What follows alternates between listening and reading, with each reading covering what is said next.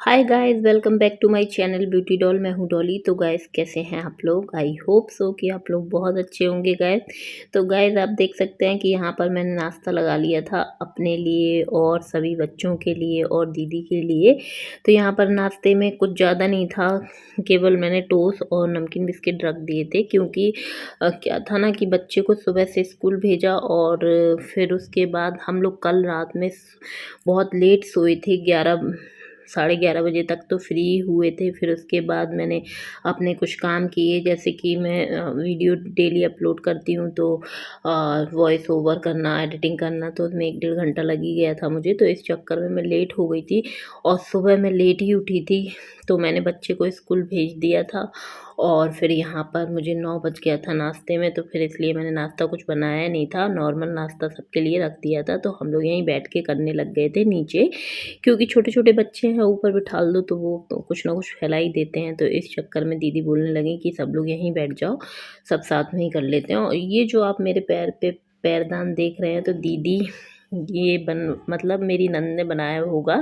तो दीदी मेरे को दिखाने लग गई थी। बहुत सुंदर पैरदान था और बहुत ही अच्छा लग रहा था। मेरी जो नंद है वो काफ़ी ज़्यादा बढ़िया टैलेंटेड है, इस टाइप की चीज़ें वो बनाती रहती हैं। तो मैंने कहा एक आध मेरे लिए भी बना देना। तो वो चीज़ है और ये बहुत ही सुंदर लग रहा था वाक़ई में। तो यहाँ पर मैं सौम्या को थोड़ा-सा बातें कर कर के परेशान कर रही थी, क्योंकि वो उसे नमकीन खानी थी और मैं उसको टोस्ट दे रही थी, तो वो गुस्सा होके चली भी गई थी। वो मतलब वो है बहुत छोटी, लेकिन वो इतनी शरारती है, इतनी शैतान है कि मैं बता नहीं सकती हूँ।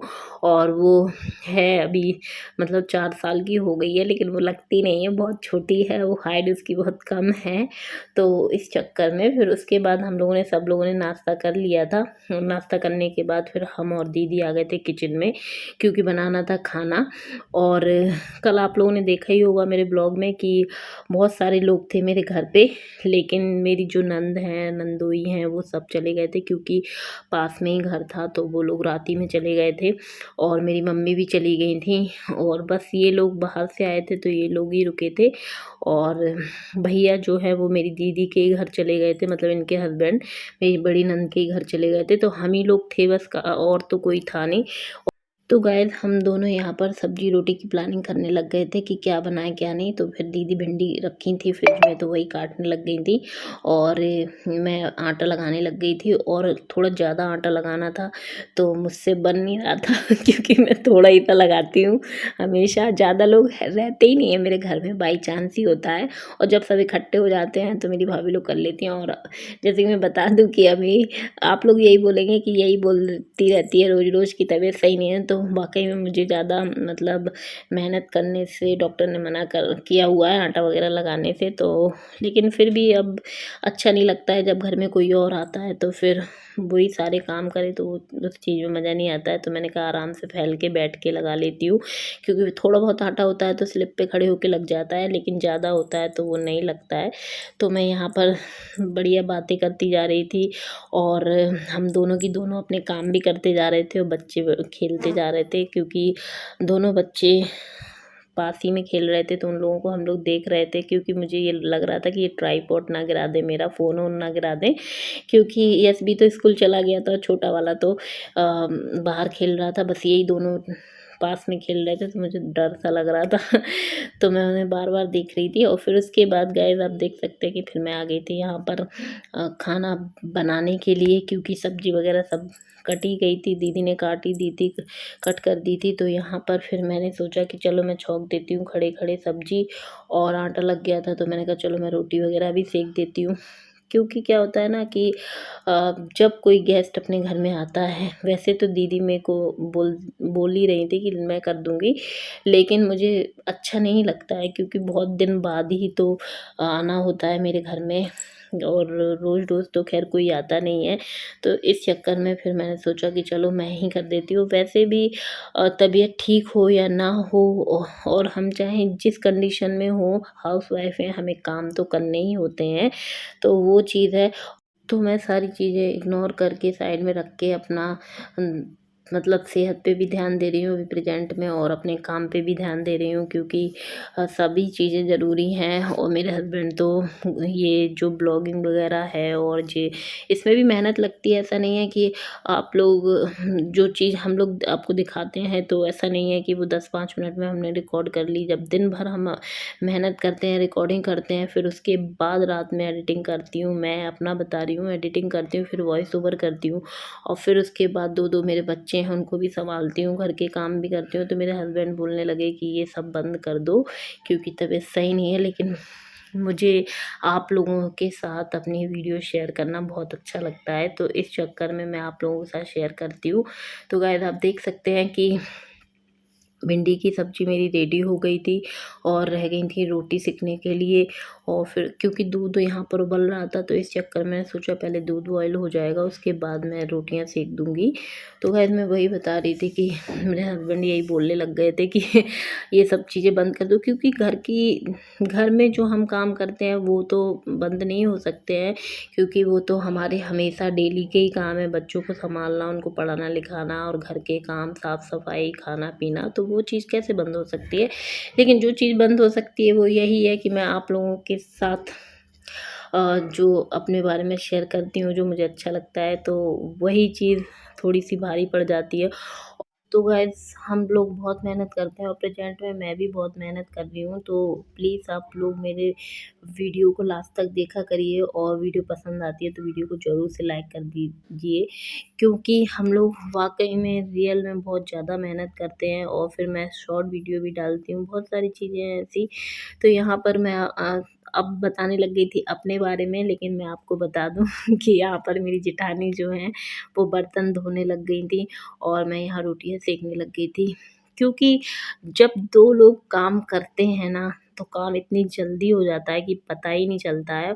और मुझे जब मेरे घर में कोई आता है ना, तो मुझे बहुत अच्छा लगता है, क्योंकि मैं अकेली रहती हूँ तो बहुत बोर हो जाती हूँ काम अकेले कर कर के। मतलब बातें करने के लिए कोई नहीं रहता है, तो मुझे बिल्कुल भी अच्छा नहीं लगता है।